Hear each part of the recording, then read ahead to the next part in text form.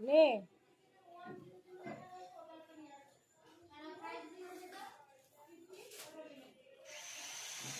নে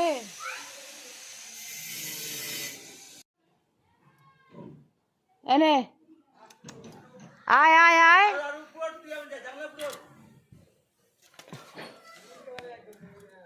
তো পাশের ঘরে গেলে মানে বেশি ভালো হইতো। এই বিজু পাশের ঘরে যাবো।